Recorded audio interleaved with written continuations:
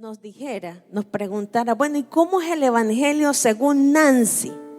A ver, ¿cómo es el evangelio según Glendy? A ver, ¿sí? ¿Cómo sería ese evangelio según Luis? ¿Cómo sería? ¿Cómo allí, qué nosotros colocaríamos? ¿A qué le daríamos? ¿Qué aspectos del evangelio tocaríamos para transmitir, para comunicar el evangelio? Y bueno, aunque no quiero hacer como tocar, por ejemplo, los aspectos literarios, el estilo que ellos usaron, nada de esto, ¿sí? Sí quiero hacer algunas aportaciones desde el punto de vista teológico de cómo ellos comunicaron el evangelio, ¿sí? Dejaron allí incluso plasmado su esencia, su persona, ¿sí? Cada uno de ellos tenía una perspectiva distinta de cómo visualizar el evangelio. Y aunque, por ejemplo, el evangelio de Marcos, de San Marcos, él no se nombra a sí mismo, deja mucho que ver acerca de su proyección como médico, ¿sí? Él hace mucho énfasis en las enfermedades, en la sanidad, en todas estas cosas, todos estos puntos. Él lo refleja allí en su evangelio, en el evangelio que él ha predicado. Entonces vamos a ver el primero y vamos a comenzar por Marcos. ¿Y por qué por Marcos? Porque Marcos, vamos a comenzar por Marcos porque aunque Mateo es el primer libro, ¿verdad?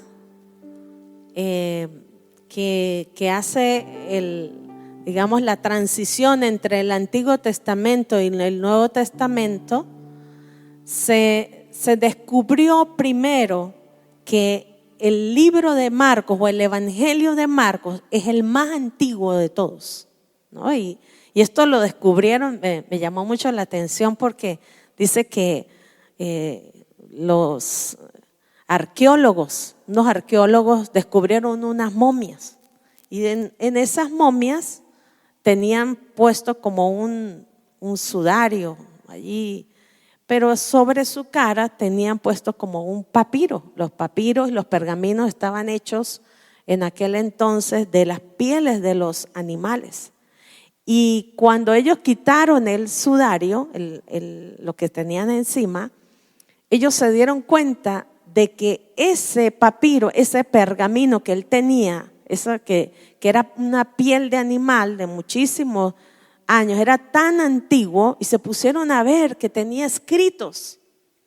Y esos escritos eran el libro de San Marcos, el evangelio de San Marcos, ¿no? Entonces me llamó mucho la atención porque el Señor preservó, bueno, a través de cuevas, a través de muchas formas, que la palabra de Dios llegara hasta nosotros. Gente dio su vida para que estos escritos que dejaron los apóstoles, ¿verdad?, fueran preservados. Y el evangelio de Marcos es el más antiguo, cronológicamente, ¿sí? Pero teológicamente el más rico es Mateo. Entonces por eso es que Mateo comienza. Cuando iniciamos, ¿sí? La Biblia inicia el Nuevo Testamento con Mateo. Yo creo que el fundamento de que Mateo sea enriquecido es porque comienza con la genealogía de Cristo. Necesitamos conocer en el Evangelio de dónde se origina, ¿sí?, a Cristo como hombre, porque la creación de por sí manifiesta a Dios como en el Espíritu, porque por eso está inmerso allí cuando dice, y vamos a crear al hombre a imagen y semejanza. Allí está ya la presencia de nuestro Señor Jesucristo manifestado. Por eso el Evangelio es completo. Y recalco, ¿verdad?, con permiso de la pastora, el Evangelio abarca desde Génesis hasta Apocalipsis. Ese es el Evangelio completo, toda su palabra. Sí, erróneamente hemos aprendido que llevar el Evangelio es simplemente una decisión de fe, pero eso abarca más, iglesia, que es lo que estamos, ¿verdad?, aprendiendo. Amén. Y vemos también cómo cada uno de Mateo, Marcos, Lucas y Juan, cada uno de ellos toma del Antiguo Testamento, ¿verdad?, porciones de la palabra de Dios para construir y darle forma a lo que ellos están predicando. Entonces, estos enlaces que ellos hacen les ayuda a poder predicar el Evangelio con autoridad, con veracidad, con dominio y con denuedo, porque ellos necesitaban conocer el cumplimiento profético de las Escrituras. Por ejemplo, en el caso de Isaías, ¿sí?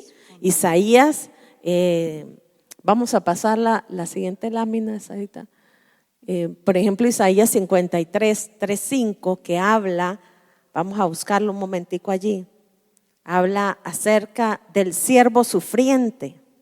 El siervo sufriente, los sufrimientos del siervo de Jehová.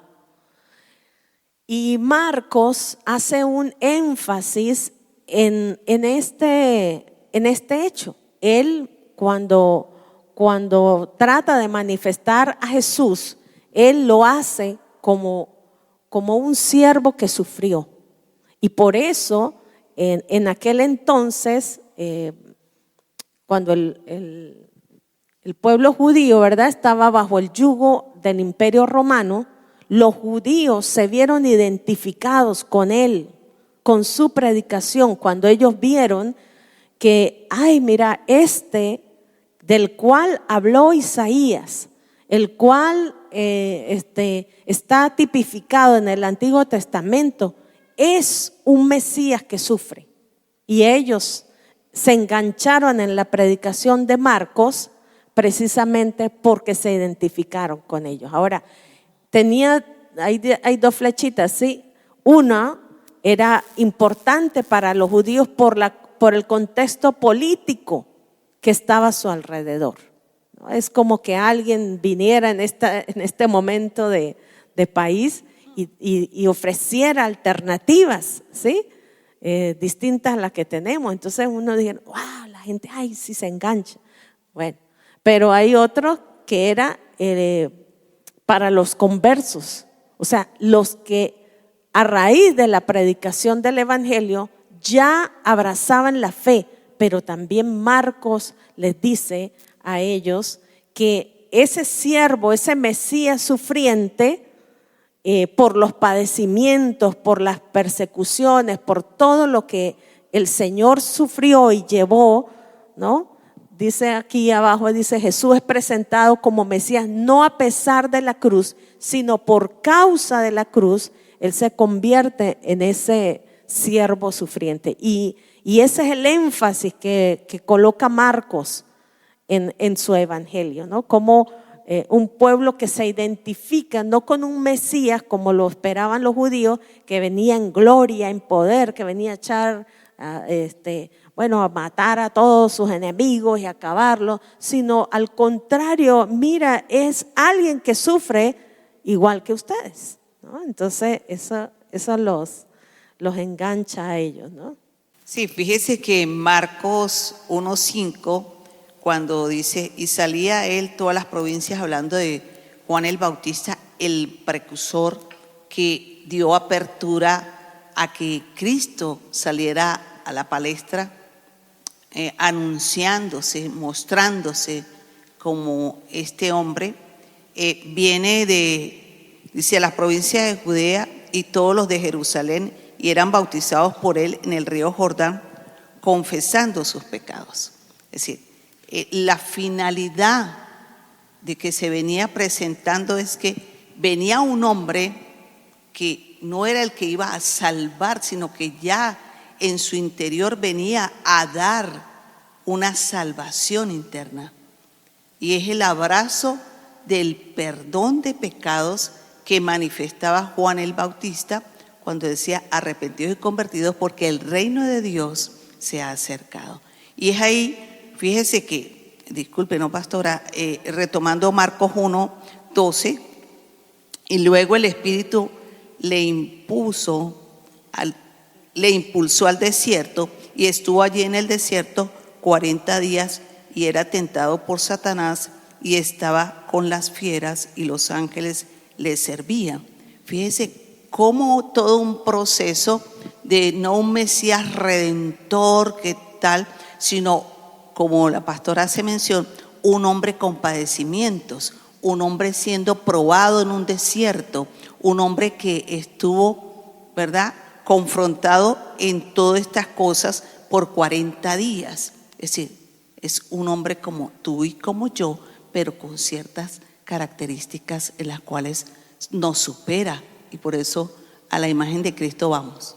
Amén, amén, por su divinidad, ¿verdad? Pero también vemos, por ejemplo, Marcos 6:34, dice: y salió Jesús y vio una gran multitud y tuvo compasión. Este tipo de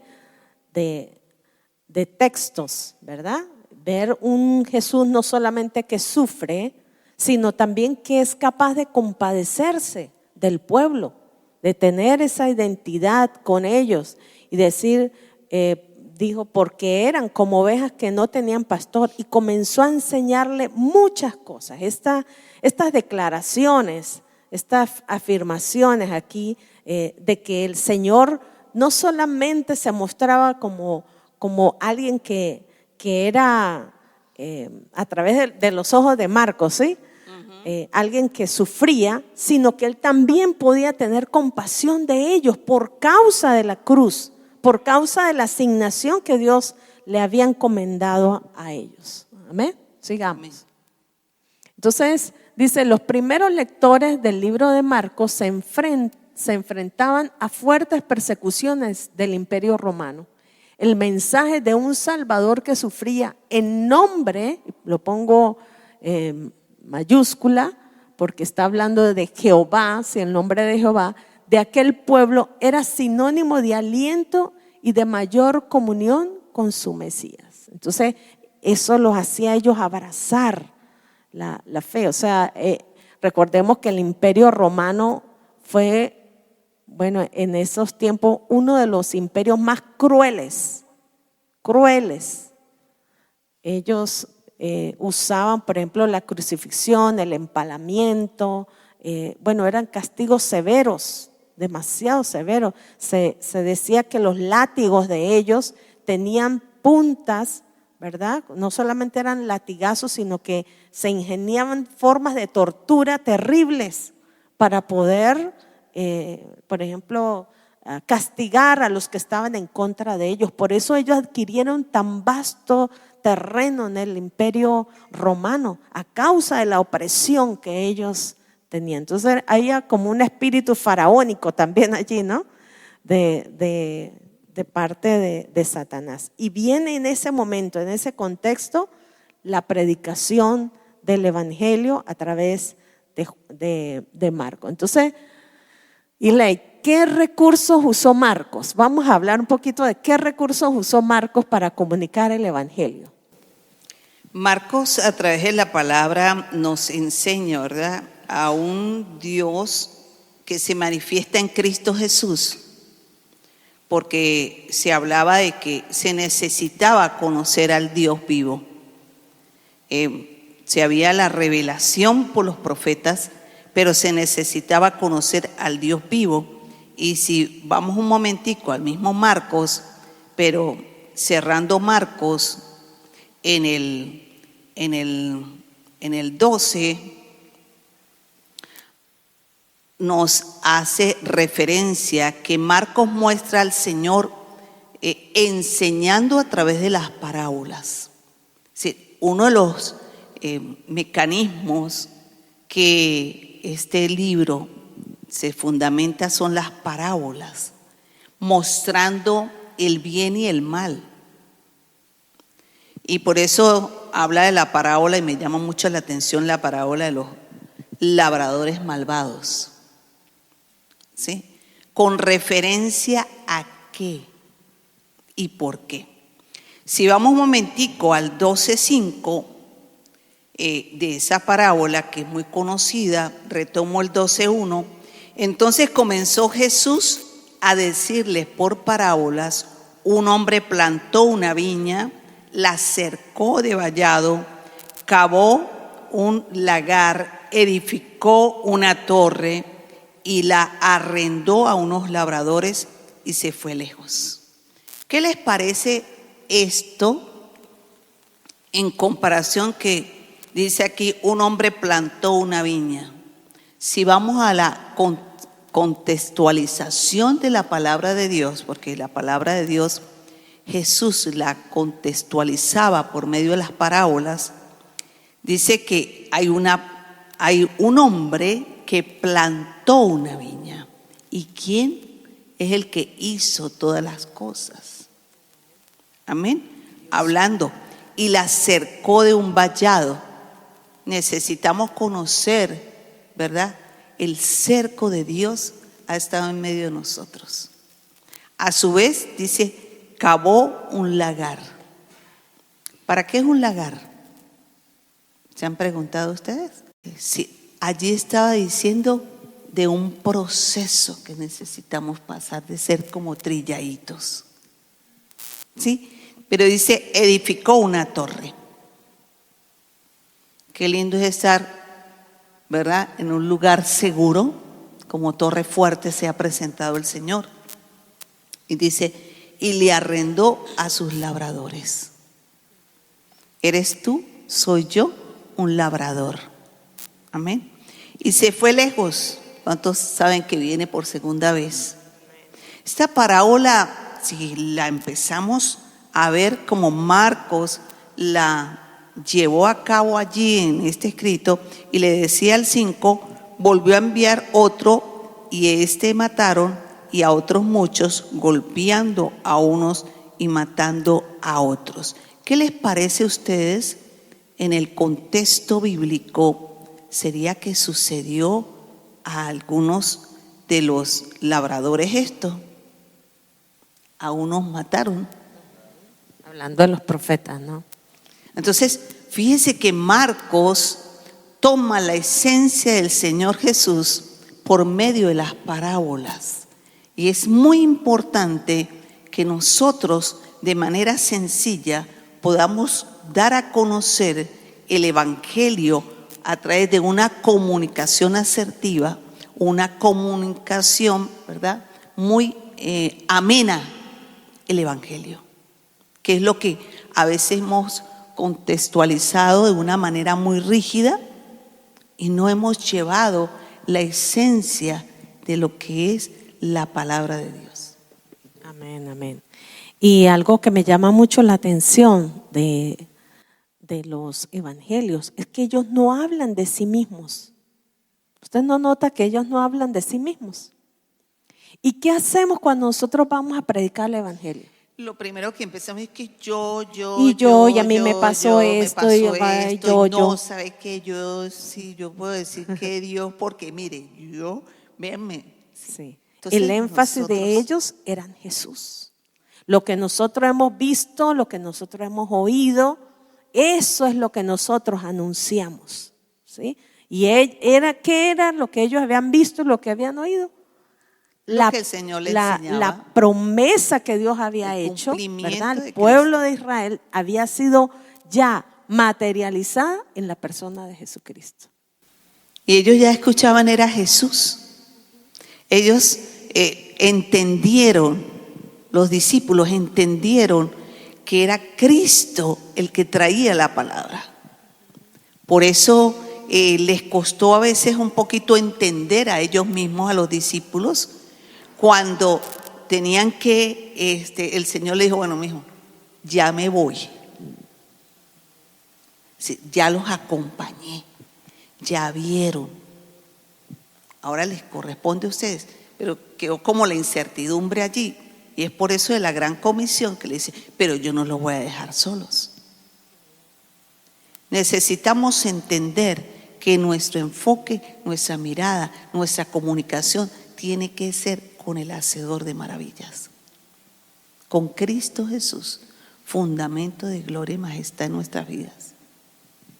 Amén, amén. Entonces, si nosotros hiciéramos un checklist, como dijo Luis en estos días, en la predicación que nosotros hacemos normalmente, y ya mirando por encimita a Marcos, que el hecho de que él no hablaba de sí mismo, no le contaba el testimonio suyo a nadie, ¿verdad?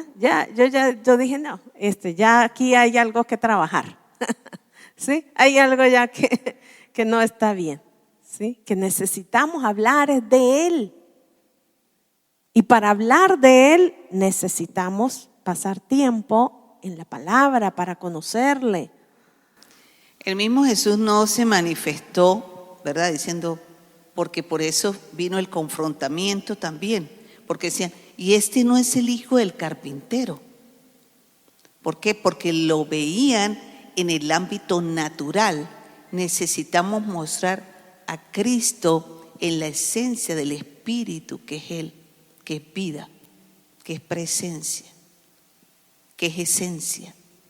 Necesitamos dar a conocer a un Dios vivo que habita en medio de nosotros. Amén. Vamos a continuar con Mateo. Ahora vamos a Mateo. Y Mateo, aquí sí ya vamos a ampliarnos un poquito más, porque quizás por el hecho de que Mateo había sido publicano, ¿verdad? Recordemos que el Evangelio primero atiende la necesidad de Dios para salvar a su propio pueblo, al pueblo judío, al pueblo de Israel, ¿sí?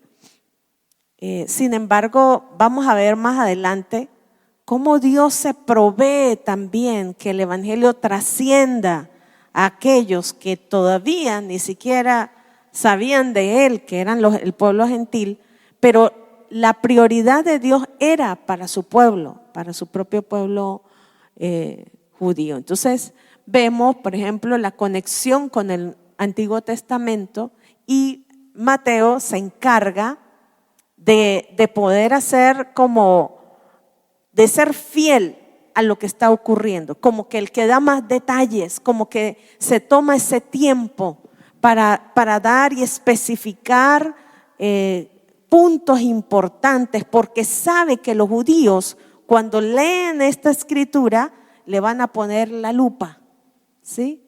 Van a poner el ojo allí. Cambio Marcos, por ejemplo, cuando nosotros vemos el Evangelio de Marcos, dice, por ejemplo, frases como y entonces, y enseguida, y oyó, o sea, es como que no quisiera que el lector, el que lee el Evangelio, parara de leer.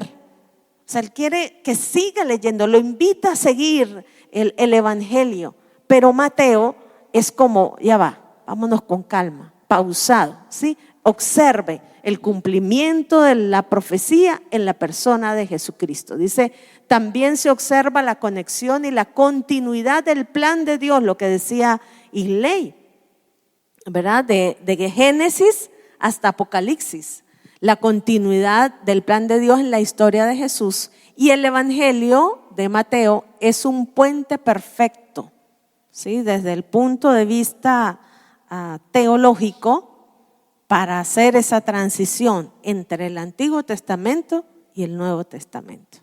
En Mateo podemos ver que él lo refleja más del diario vivir de Jesús y se va a lo que hacía Jesús. Por eso le invito en la palabra del Señor a Mateo 8. Él da las referencias de lo que hizo Jesús con poder. Jesús sana a un leproso. Para esa época, para esa cultura, el leproso era desechado. Culturalmente, el leproso despreciado. Pero Mateo muestra, como decía la pastora, los detalles. Y fíjese aquí, Cuando descendió Jesús del monte, le seguía mucha gente. Y aquí vino un leproso y se postró ante él diciendo: Señor, si quieres puedes limpiarme. Empieza a detallar,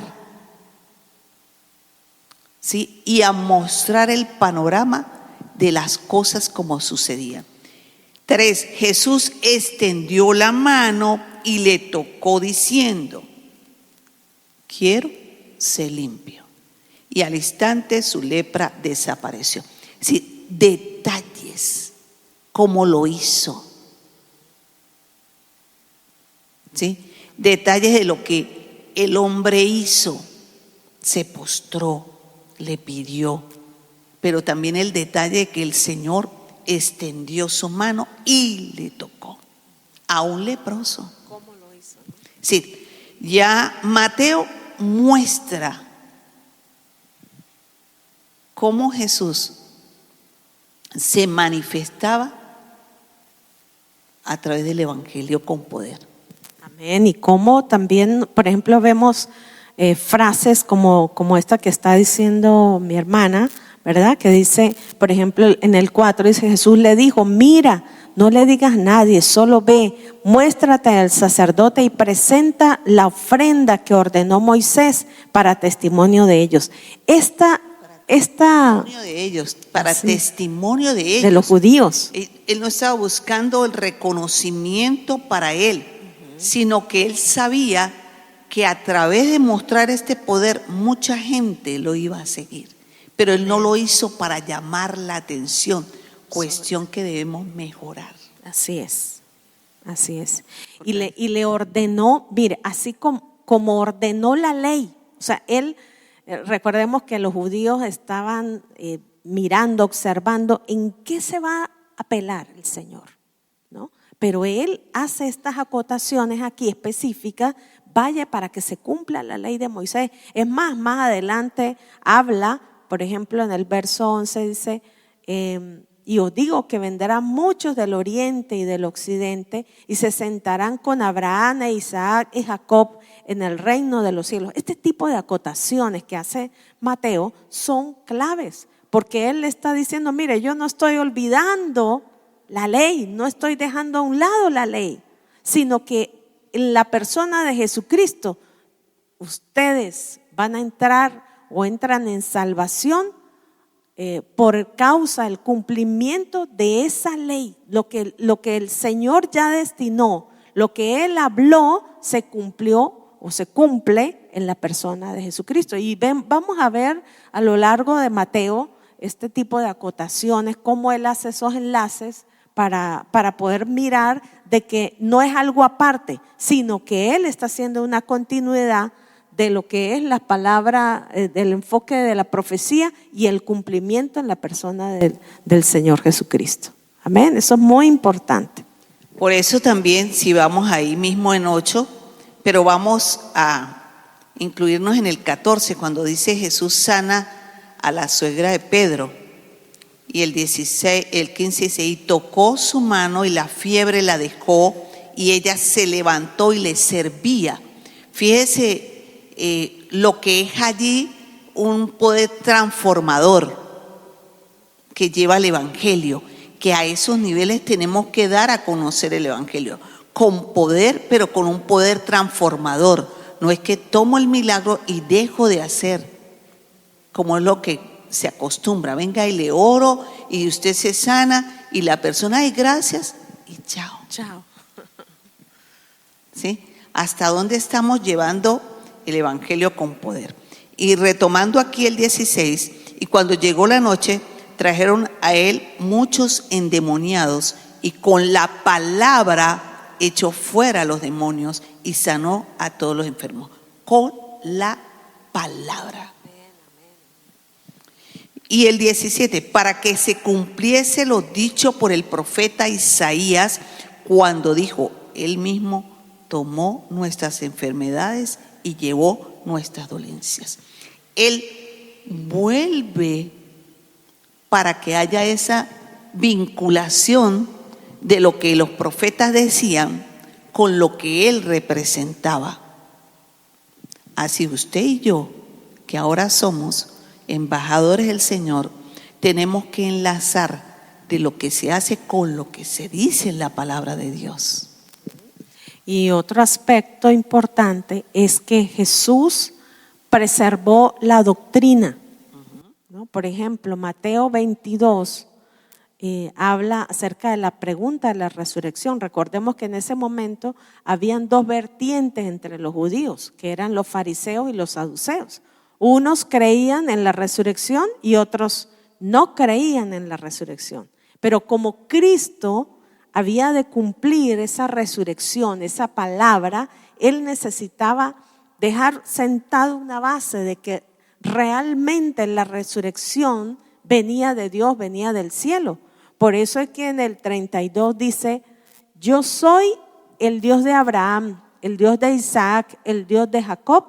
No es Dios no es Dios de muertos, sino de vivos. Oyendo esto, se admiraban de su doctrina.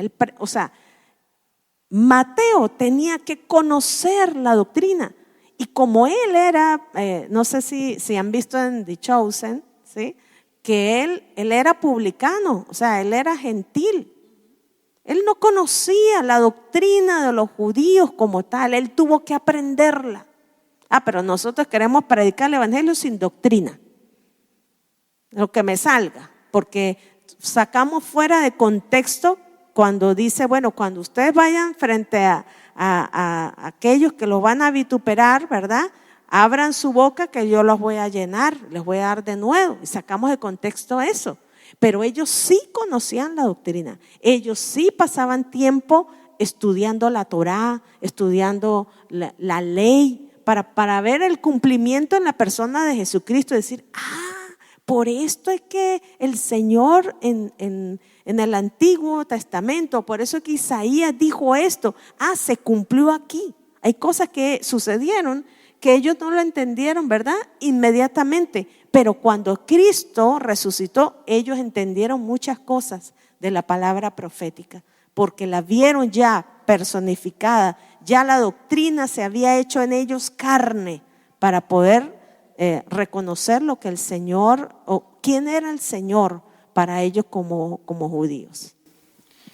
Por eso también, tomando allí en Mateo 16 la levadura de los fariseos, necesitamos entender sobre la levadura del fariseo, porque a veces mezclamos las cosas y aún las que traemos, ¿sí? Y si vemos un momentico a Mateo 16:5, la levadura de los fariseos, dice: llegando sus discípulos al otro lado, se habían olvidado de traer pan. Y Jesús le dijo: mira, guardaos de la levadura de los fariseos y de los saduceos. Ellos pensaban dentro de sí diciendo: esto dice porque no trajimos pan.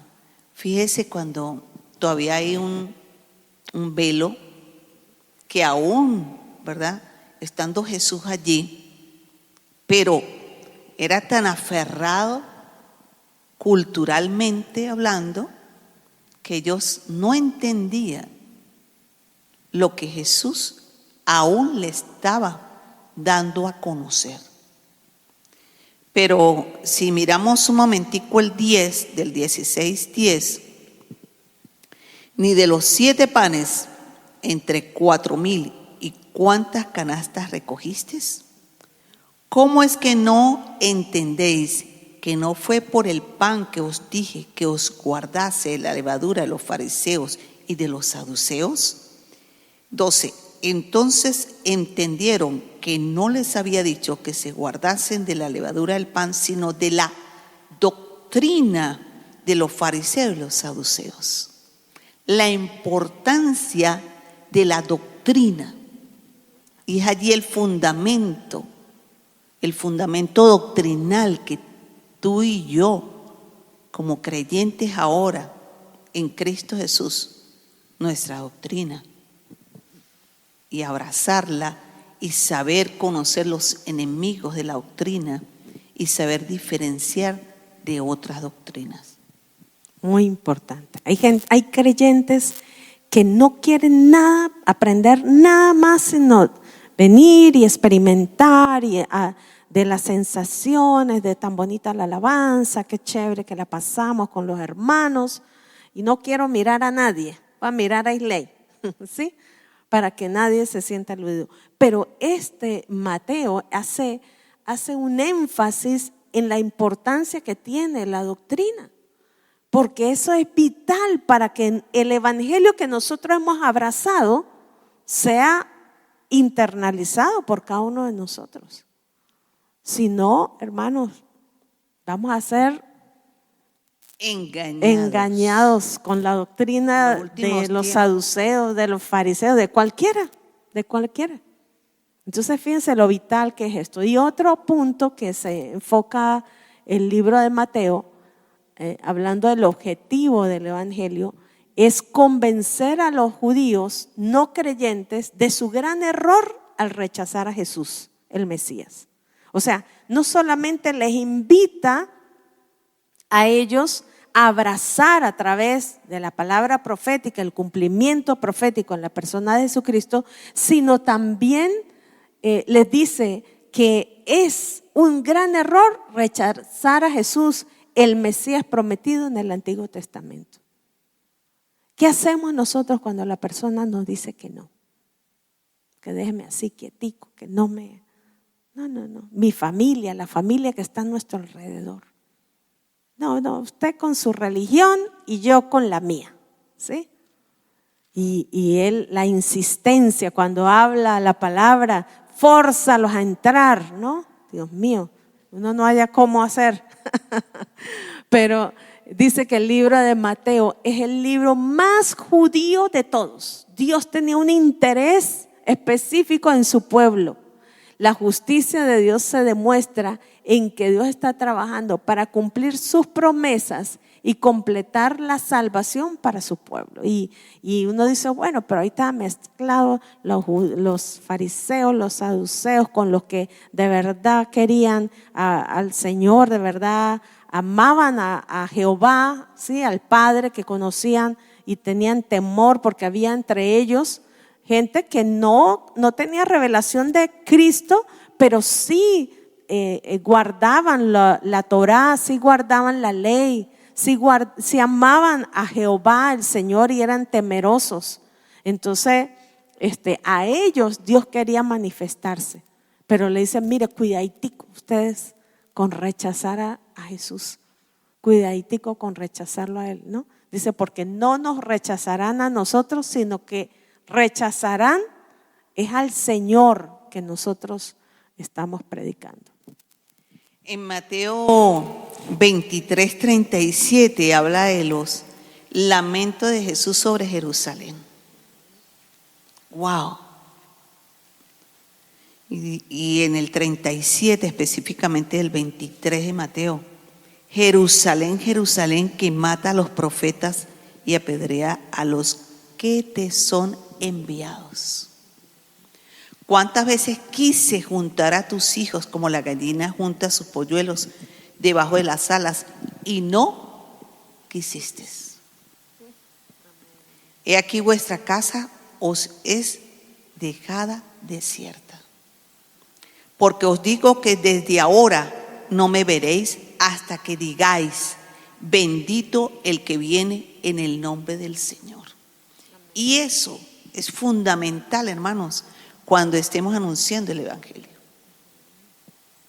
Porque la decisión no es nuestra, la decisión es personal. Pero el Señor dejó sus advertencias. Él lo dejó claro. Y sintió allí el lamento sobre Jerusalén. Jerusalén, que es la representación, ¿verdad?, de la nueva Jerusalén. Jerusalén, Jerusalén, que mata a los profetas y apedrea a los que le son enviados. Y el trato, la comunicación del Evangelio de Mateo era fuerte. Usted se pone a ver el contexto y es fuerte, ¿verdad? No es un evangelio así suavecito para que nadie se ofenda. No, era un evangelio confrontativo, porque ellos tenían muchos argumentos también para defenderse. Ellos hacían reuniones solamente para debatir la ley, solamente para debatirla. Entonces las convicciones que tenía que tener Mateo, ¿verdad? Tenían que ser convicciones profundas. Él no tenía que tener ambigüedades o qué sé, no, tenía que tener conversaciones profundas. Hay gente que dice, no, y lo dejé callado, mire. No, ¿por qué? Porque no, eso es un reto para nosotros, de prepararnos en la doctrina, de conocer los fundamentos de la palabra de Dios. Cuando nosotros planteamos esta materia de apologética, ¿verdad? Con la pastora Luz, y eso es un reto para esta generación, que nosotros podamos transmitir las verdades del evangelio, pero con conocimiento. Pero cuando usted mira las redes sociales, están llenos de experiencias, de sensaciones, de ciertas predicaciones, pero muy poca doctrina, y necesitamos arraigarnos aquí. Mateo 6:33. Quiero leer esto para hacer otra acotación que dice: mas buscad primeramente el reino de Dios y su justicia, y todas estas cosas os serán añadidas.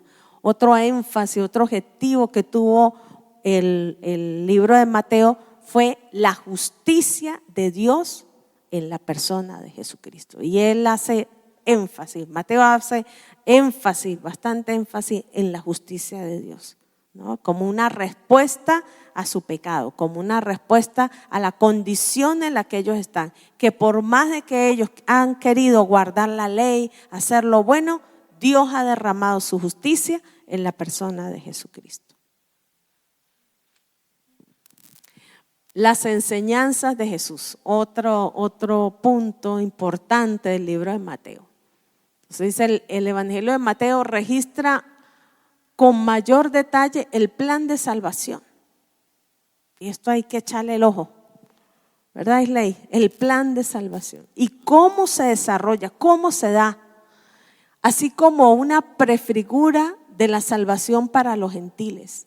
El contacto de Jesús con los gentiles fue un presagio del mensaje de salvación para todas las naciones de la tierra. Entonces, sí, él estaba interesado en su pueblo, es el libro más judío de todos, pero desde allí hay una prefigura para alcanzar a toda la tierra. O sea, primero Israel, primero su pueblo, ¿verdad? Pero no se iba a quedar allí. Por eso es que dice Juan, a los suyos vino y los suyos no le recibieron. Mas a los que le recibieron, ¿a quiénes?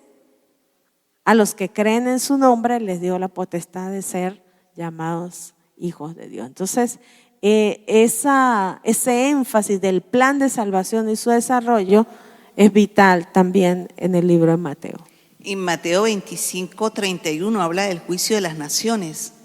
Importante conocerlo, porque a veces damos a conocer a Jesús, el Salvador, a nivel personal, pero también necesitamos darlo a conocer como el Rey y Señor de las naciones. Mateo 25:31, el juicio de las naciones, pastor. 31, cuando el Hijo del Hombre venga en su gloria y todos los santos ángeles con él, entonces se sentará en su trono de gloria.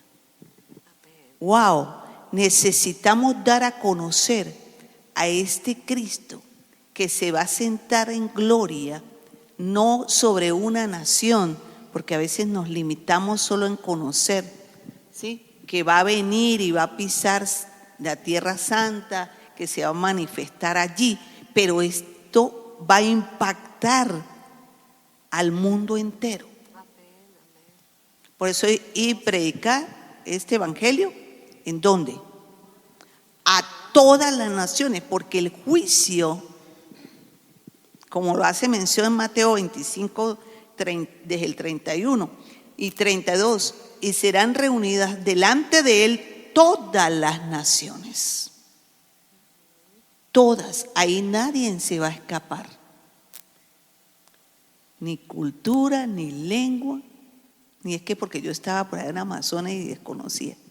Ahí nos vamos a presentar todos. Y apartará los unos de los otros como aparta el pastor las ovejas de los cabritos. Y pondrá las ovejas a su derecha y los cabritos a su izquierda. Entonces el rey dirá a los de su derecha: venid, benditos de mi Padre, heredad el reino preparado para vosotros desde la fundación del mundo. Importantísimo, hermano, debemos profundizar la palabra, porque la hemos tenido encapsulada. Y el evangelio lo hemos tenido encapsulado en una toma de decisión, repito. Y a veces no anunciamos lo que es el evangelio, ni vivimos el evangelio, que es otra. Queremos anunciar, pero no vivir el evangelio. Queremos que otros lleguen, pero desconozco realmente la plenitud de lo que es el evangelio. Es un reto Aleluya. porque yo recuerdo que cuando nosotros aprendimos la parte de evangelismo era gracias a Dios, hombre, Cristo. Gracias, hombre, Dios, Cristo, fe. ¿Y el pecado? ¿Dónde lo dejamos? No, porque es que eso es muy fuerte, eso es muy tremendo, eso cómo se le va a hablar a la gente del pecado y de que se arrepientan menos. No vamos a andarle suavecito a la gente porque va y se nos van, ¿no? Pero cuando uno ve, mire, el evangelio que estaba predicándose aquí, Dios mío, era un evangelio Tremendo. de poder y también confrontativo, ¿verdad? Mateo 25, retomando allí el 25:41. Entonces dirás también a los de la izquierda: apartados de mí, malditos, al fuego eterno, preparados para el ¿qué? Para el diablo y sus ángeles. Fuerte, fuerte. Claro está que eso no quiere decir que vamos a estar estropeando a la gente, por supuesto que no, pero era necesario que los mismos judíos, porque ellos pensaban que ellos lo estaban haciendo bien, que los que estaban mal eran los gentiles, eran otras personas, pero ellos no, y cuando el Señor les habla, les dice: ustedes son sepulcros blanqueados, por fuera eso están blancos, parecen hermosos, pero por dentro están llenos de podredumbre. Y ese tipo de confrontación a ellos les movía el piso y decía, hay textos que dice que ellos crujían sus dientes de la rabia que les daba, porque Él les hablaba de esa forma, pero Él les hablaba con autoridad, dice, como quien tiene autoridad. Entonces les estaba mostrando lo que verdaderamente había en ellos, y nada más y nada menos que Jesús, el Hijo de Dios mismo, proclamando y predicando el evangelio, ¿sí? Cuando él hace esos señalamientos: yo soy la puerta, yo soy el camino, yo soy la verdad, yo soy la vida. El énfasis era en Él, no en nosotros. Muy distinto a la predicación, ¿ven? Muy distinto a la predicación que se está dando en este tiempo. Se puede evidenciar, ¿verdad? Algunos aspectos importantes. Sí, porque hemos conocido, y lo que se maneja a veces es un evangelio de que tú lo puedes, que tú vas a lograr esto, que tú vas a obtener esto, que verdad, todo se va a acomodar, todo se va, ¿verdad? Pero no de la eternidad como tal. El punto clave de nuestra vida tiene que ser una vida eterna, gozada desde aquí hasta la eternidad. Entonces, solo vivimos para el presente sin saber el mañana, que es en Cristo Jesús. Entonces recapitulemos. ¿Qué recursos usó Mateo? La justicia de Dios, revelada en la persona de Jesucristo. Cómo Dios respondió a sus promesas enviando a su Hijo, confrontando la levadura que había en el pueblo, ¿verdad? Y fíjense cómo él dice que él iba al templo, pero allá cuando iba a eso, Dios mío, lo resistían, ¿sí? Hasta querían matarlo. Una vez lo sacaron. Sí, lo sacaron. Los fariseos y los saduceos, era un fuego cruzado allí. Jesús en medio, imagínense, sacaron al templo de Jesús, que él era el dueño del templo, y lo sacaron porque no conocían al Señor. Era eso, no conocían al Señor. Entonces nosotros necesitamos, cuando hablamos de predicar un evangelio completo, necesitamos echarle el ojo a la palabra. ¿Cómo Mateo predicó el evangelio? ¿Qué puedo aprender de Mateo? ¿Cómo Marcos predicó el evangelio? ¿Qué puedo aprender de Marcos? ¿Cómo Lucas? Y saben que creo que nos vamos a tener estos días, y Ley, vamos a seguir, porque esta semana la dinámica es así. Vamos a tener este tipo de conversaciones, ¿sí? Y con el libro de Romanos, cómo Romanos ve el evangelio. Y eso a mí me encanta Romanos, y cómo él lo ve, cómo el apóstol Pablo presenta el evangelio, porque que hace un énfasis tremendo allí, como ninguno, como en el libro de Romanos, ¿no? Pero por ahora pues quedémonos aquí en los evangelios. El mayor recurso de Mateo fue la doctrina. Siendo él publicano, siendo él un gentil, no siendo judío, porque es que si yo soy pues judío de nacimiento, pues se esperaba, pero él tuvo que aprenderlo, ¿no? Él tuvo que aprenderlo. Pero nosotros no queremos aprender. No, yo ya estoy muy viejo para eso.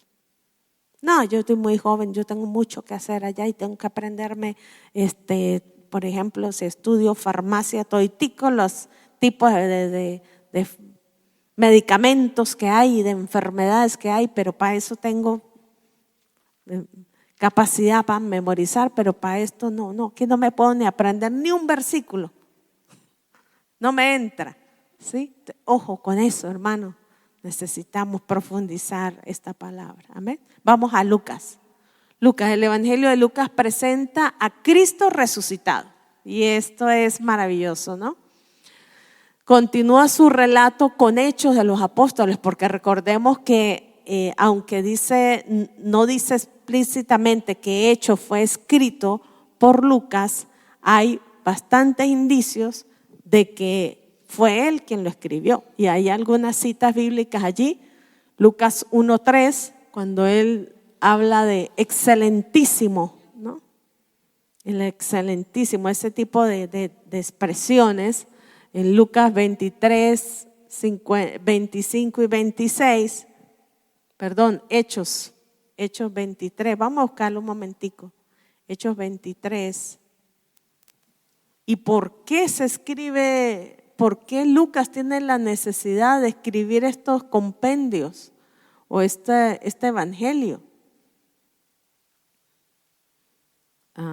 25, 26, que dice, y escribió una carta en estos términos: Claudio Lisias al excelentísimo gobernador Félix. Y esas expresiones, excelentísimo y todo, eran propias, ¿verdad? Como uno puede cotejar los dos autores allí. Y Hechos 24, 2, 3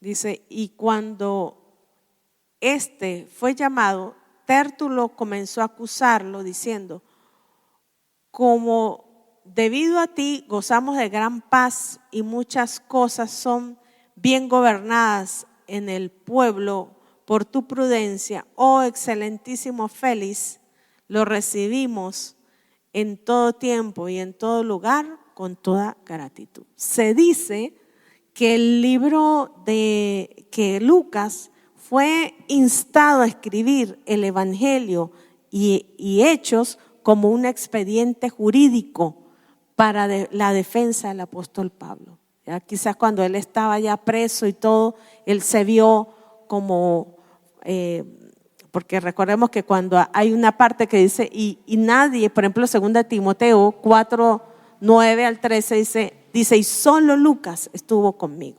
Entonces ahí él estaba ayudando al apóstol Pablo, pero escribiendo también como médico, ¿verdad? Estos dos compendios.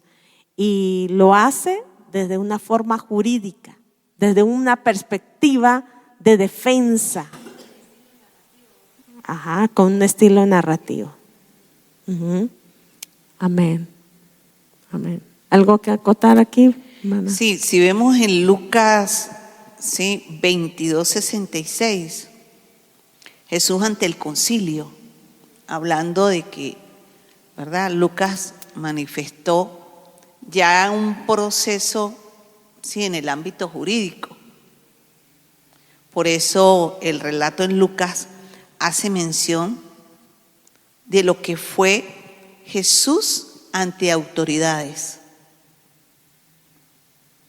Y me llama mucho la atención en ese mismo 22, pero 67, cuando le hacen esa pregunta: ¿eres tú el Cristo? Tremendo. ¿Eres tú el Cristo? Y les dijo: si os lo dijere, no lo creéis. ¿Por qué? Porque conocía el corazón. Vamos a Lucas 22, 66, 67, acabé de leer. Y 68, y también si os preguntare, no me responderéis ni me soltaréis. Por más que él podía presentar defensa, decir quién era él, el cumplimiento de la palabra que ya se había anunciado de los profetas era que se necesitaba pasar por la muerte en cruz. Entonces, a veces nosotros presentamos argumentos llevando el Evangelio. Y aquí Lucas muestra a través de este relato de Jesús en el concilio, de un confrontar de nuestro Señor Jesucristo con las autoridades de ese entonces. Y si vamos un poquito más, dice en el 69, pero desde ahora el Hijo del Hombre se sentará a la diestra del poder de Dios. Él sí enfatizaba y hacía mención de lo que venía. Y lo dejaba muy claro. El que tenga oídos, que oiga lo que el Espíritu Santo habla a la iglesia. Así lo hace mención en Apocalipsis. Pero él lo promulgó, lo anunciaba. Usted y yo debemos anunciar una tierra gloriosa y que la muerte para nosotros, que es otra cosa, ¿verdad?, es una victoria. Porque nosotros tenemos una vida eterna segura. Por eso aquí cuando lo llevaron ante el concilio, lo llevaron era ¿para qué? Para juzgarlo a la muerte, o era para vida o para muerte. Y es allí donde Jesús dijo: si yo digo no va a pasar nada, ustedes no van a creer, están, ¿verdad? Están ahí. Y yo vengo con un plan que tengo que cumplir. Usted y yo tenemos el plan de llevar y anunciar todo esto. El que recibe, recibe el reino. El que no recibe, será condenado. Tremendo. Y el tema de los argumentos, ¿no? Que tanto Lucas lo ve o lo establece digamos, en el Evangelio, pero también en Hechos. Necesitamos atender los argumentos.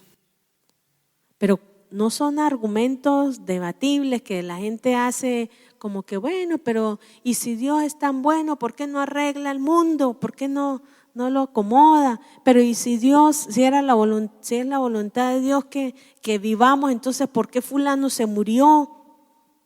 Sí, hay esos tipos de argumentos, pero los argumentos de él estaban establecidos en fundamentos firmes, en convicciones firmes. Amén. Entonces, esto es también clave. Entonces, el contenido del libro de Lucas describe cómo se logró la salvación de Israel. A pesar de la oposición de sus dirigentes y la resistencia del pueblo. Mientras que Hechos revela la proclamación del reino de Dios entre los gentiles, no siguió el curso esperado. O sea, Dios hace como Él quiere. De lo vil, de lo menospreciado del mundo, Dios, ¿sí? En contraposición de lo perfectos que ellos se creían, de su propia condición y cómo que ellos eran hijos de Abraham y toda esta cosa. Entonces, en contraposición, Dios también extiende el evangelio de salvación para todas las naciones. Hermoso esto, ¿verdad que sí? Entonces, otra cosa que hace Lucas es que ve el ministerio de Jesús en 3 regiones. Y esto me gusta porque también él se contextualiza con lo que está a su alrededor. ¿Sí? Él no dice, bueno, la gente por allá, no, sino él habla específico. Bueno, en Galilea Jesús hizo esto. En Samaria hizo aquello. En Jerusalén hizo esto. En Hechos habla también de 3 regiones, Jerusalén, Antioquía y Roma. Y a todos, cuando usted se pone a verlo más de cerca, a todos el trato con los galileos no fue igual, ¿verdad? Dígame algo que sucedió en Galilea. En Samaria. Con la samaritana, ¿sí? Cuando él atravesaba el lago, el mar, ¿sí? Pasaba al otro lado y se encontró con el endemoniado gadareno que echó los demonios a los cerdos y ellos se despeñaron. Entonces el trato con cada una de las regiones fueron distintos, pero el enfoque de la predicación y el énfasis en el ministerio de Jesucristo siguió siendo el mismo, ¿no? Entonces, pues eso también es importante, como saber, ¿no? Cómo el Señor llevó el evangelio a estos, cómo lo llevó a aquellos, cómo lo llevó a los otros, pero Él no dejó de llevar el evangelio, ¿no? Y hablando también a través del apóstol Pablo y los apóstoles que están descritos allí en el libro de los Hechos. La contextualización de la palabra, porque Jesús, ¿sí? Cuando habló con sus discípulos, le habló de la pesca. ¿Por qué? Porque está en la zona pesquera, pero con la mujer samaritana le habló del propósito que ella iba, era buscar agua para ser sustentada, y le habló del agua viva, se presentó como el agua viva. Y necesitamos entender también cuando le habla a través de las parábolas a los sembradores, cuando habló de la parábola de la semilla.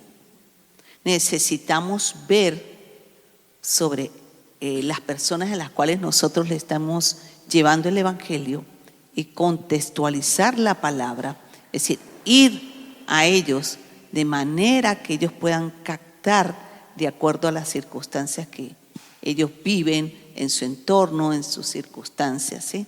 Porque hay iglesias que hasta sacan el culto de empresarios.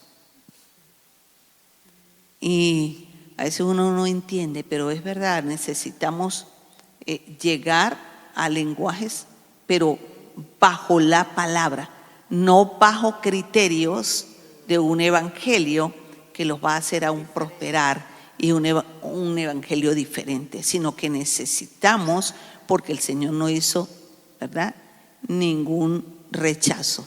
Fíjese que aún, y esto llama mucho la atención y choca culturalmente para la parte occidental, lo que fue la mujer cuando fue a buscar la presencia del Señor y le dice: Señor, ¿verdad?, aún de las migajas le cae. Dice que primeramente la comida es ¿para quién? Para los hijos. Para los hijos. Y necesitamos entender, ¿verdad?, que somos hijos, pero hijos bajo la premisa de que fuimos adoptados. Y necesitamos conocer también que fuimos injertados en un olivo verdadero, porque a veces hasta queremos, con todo respeto, pisar cosas culturales.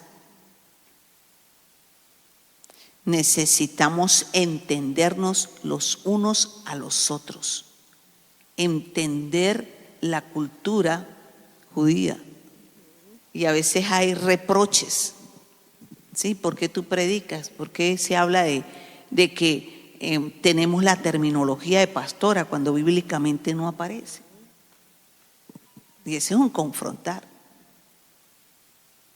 Hasta dónde nosotros hemos, ¿sí?, también como manejado cosas en las cuales hemos permitido y lo consideramos muy viable para nuestra cultura occidental. Necesitamos respetar las culturas, porque Jesús respetaba, pero daba a conocer su reino. Y la cultura evangelística es con respeto, pero con imposición de una cultura de reino, que es muy diferente. Y es allí donde necesitamos, ¿sí? Todo me es lícito, pero no todo me conviene. Necesitamos, ¿sí? Somos de este mundo, mas no, ¿verdad? Estamos en este mundo, mas no somos este mundo. Así lo dice la palabra. Y necesitamos entender que yo no puedo entrar en conflicto con las personas que no comparten, que aún no abrazan el evangelio, que aún pueden habernos rechazado a una invitación. Pero eso no implica, ¿verdad?, que el propósito de Dios no se cumpla en sus vidas, porque todo tiene su tiempo. Amén, así es, hermoso. Cuando uno lo entiende, ¿no? Como Luis contaba estos días un ejemplo de que fueron a ir a orar a una casa y bueno, apenas entrando y bueno, usted tiene que quitar esto, botar aquello, sin haber echado una base, Fundamento. ¿sí? Un fundamento. Entonces uno se pone a ver que se puede sustituir el evangelio completo a través de normas y costumbres y cosas así que aparentan piedad. Y una de las cosas claves aquí es que recordemos que cuando Timoteo habla del carácter de los últimos tiempos, dice también que tendrán apariencia de piedad. O sea, aparentemente serán piadosos. Aparentemente tendrán conductas que parecerán que son cristianos, pero en su esencia no lo son. Entonces, el predicar el evangelio, volvemos y repetimos, no solamente es para atraer las personas a la iglesia o que haga una decisión de fe simplemente, sino para que abrace el evangelio y viva del evangelio. Y algo aquí que me parece importante es que la gente también a veces dice, no, pues yo predico el evangelio es con mi testimonio. No, pues que si usted predica, tiene que anunciarlo, ¿sí? Anunciemos el evangelio, hablemos del evangelio, verbalicemos el evangelio. Y por supuesto, la forma en que nosotros transmitimos el evangelio es clave también. Pero no se puede hacer simplemente el transmitir el evangelio y no hablarlo, sino que necesitamos anunciarlo. ¿Verdad que sí? ¿Cuánto tiempo pasarían los apóstoles sentados escribiendo estas palabras? Si alguno de esos hermanitos que son así como un poquito fogosos, así, pero religiosos, dijera, pero usted qué tanto hace sentado, pasando horas ahí sentado, escribiendo, en lugar de salir a las plazas, hacer una campaña allá afuera y no sé qué, y el tiempo en la palabra lo desestiman. Y cuánto, gracias a Dios que ellos no le hicieron caso y se sentaron y por lo menos escribieron esto para que nosotros lo pudiéramos leer. Amén. ¿Cuántos le dan gloria a Dios por eso? Amén. Gloria a Dios. Entonces es importante este aspecto. Y veamos el último evangelio de Juan.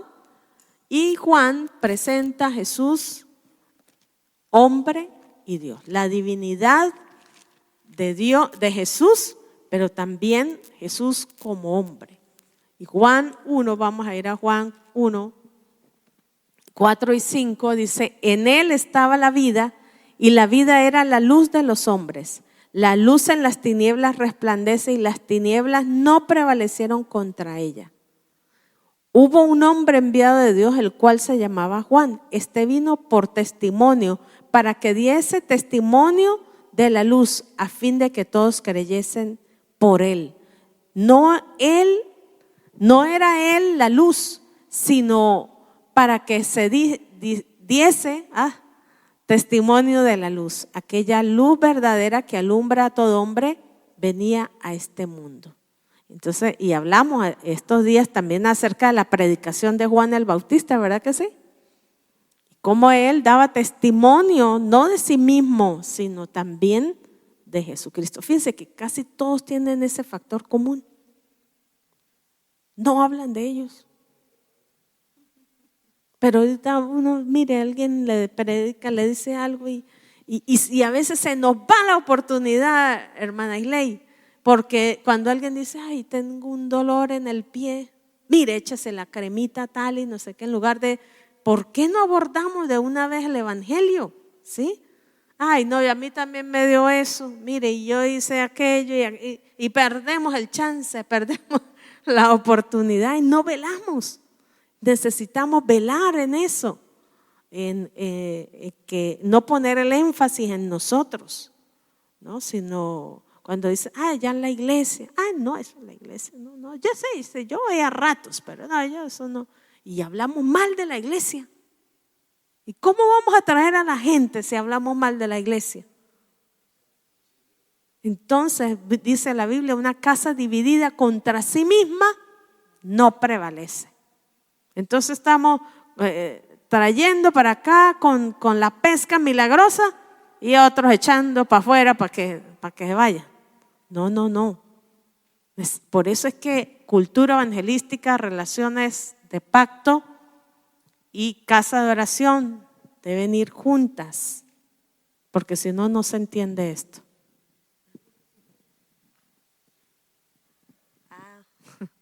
Alguien me dijo algo en estos días y cuando llegué aquí a una reunión lo compartí. Me dijo, pastora, Noé, en el arca cabían o entraron ¿cuántas personas? 8.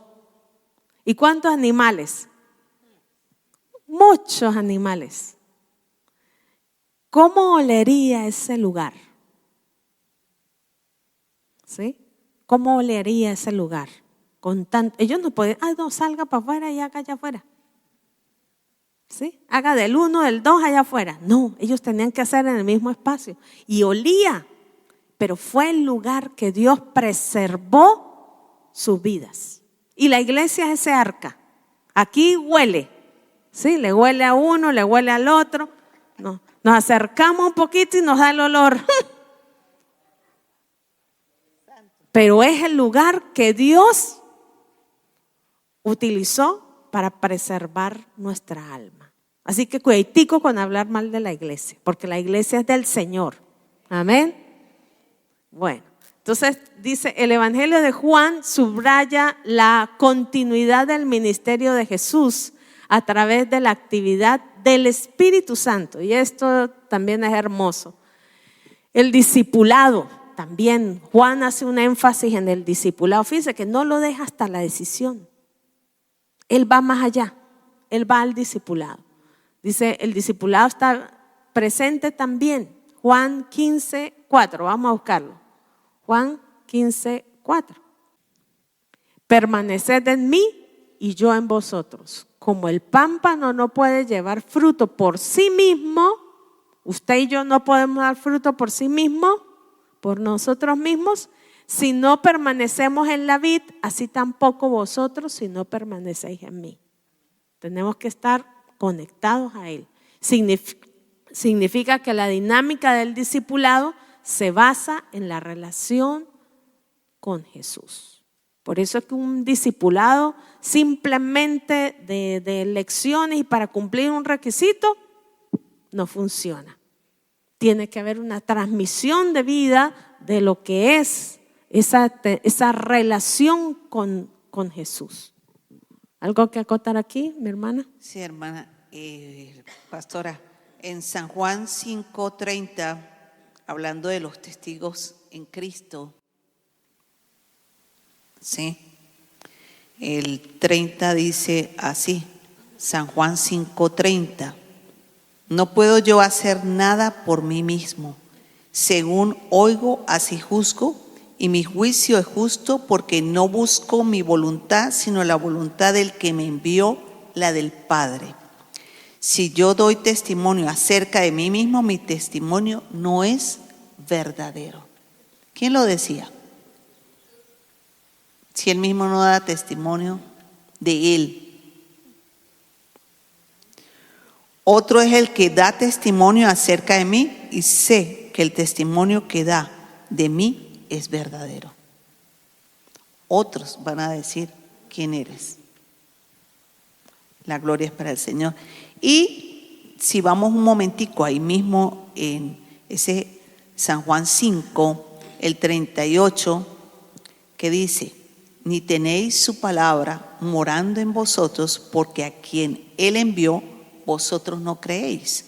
Escudriñad las Escrituras, porque a vosotros os parecéis que en ella tenéis la vida eterna, y ellas son las que dan testimonio de mí. Sí, si yo tengo que dar testimonio de un Dios vivo es a través de las Escrituras. Amén. Y no queréis venir a mí para que tengáis vida. Gloria de los hombres no recibo.